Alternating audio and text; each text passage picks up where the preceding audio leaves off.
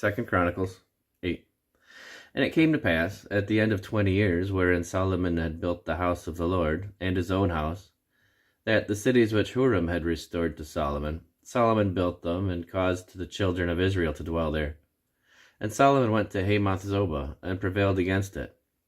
And he built Tadmor in the wilderness, and all the shore cities which he built in Hamath.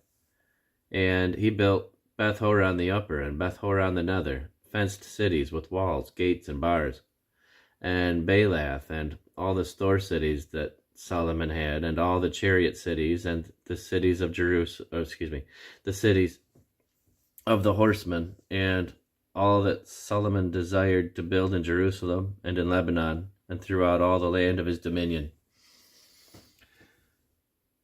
As for all the people that were left of the Hittites, and the Amorites, and the Perizzites, and the Hivites, and the Jebusites, which were not of Israel, but of their children, which were left after them in the land, whom the children of Israel consumed not, them did Solomon make to pay tribute unto this day. But of the children of Israel did Solomon make no servants for his work, but they were men of war, and chief of his captains, and captains of his chariots and horsemen. And these were the chief of King Solomon's officers, even 250 that bare rule over the people.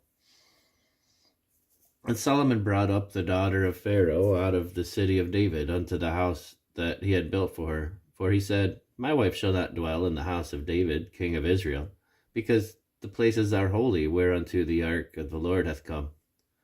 Then Solomon offered burnt offerings unto the Lord on the altar of the Lord, which he had built before the porch, even after a certain rate every day, offering according to the commandment of Moses on the Sabbaths, and on the new moons, and on the solemn feasts, 3 times in the year, even in the feast of unleavened bread, and in the feast of weeks, and in the feast of the tabernacles.